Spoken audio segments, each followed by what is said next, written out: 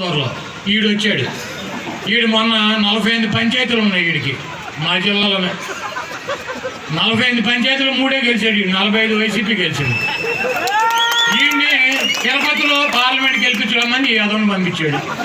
ఆ గదవ చంద్రబాబు నాయుడు. ఇంకోటి ఉన్నాడు, మా ఎంపీలని గురుమూర్తిని గెలిపిస్తే ఇంకో గొర్రెని అసెంబ్లీకి పంపుతున్నారు. 21తో పాటు 22 ఉన్నాయి. కరెక్ట్గానే చెప్పాడు. గొర్రెపోతు అది కొండని తెలిసిన, తలకాయ పగిలిపోతుందని తెలిసిన, కొండ నుంచి కదలదని తెలిసినా కూడా గొర్రెపోతు కొండని ఢీ కొట్టే తీరుతుంది.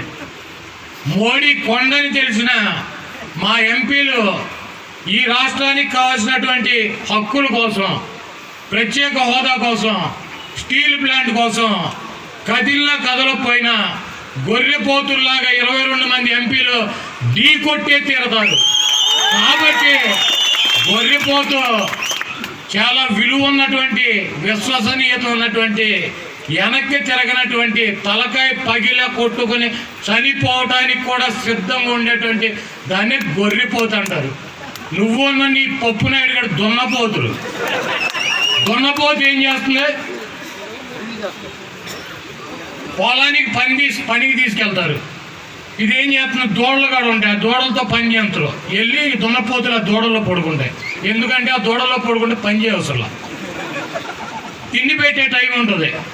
అప్పుడు దున్నపోతులు కొద్దిగా ఎక్కువ ఫుడ్ వెళ్ళి దూడలకు తక్కువ పెడతారు. అప్పుడు నెమ్మదిగా లేచి ఈ పప్పు నాయుడు గాడిని అత్యోజు నాంబోతు అచ్చెన్నాయుడు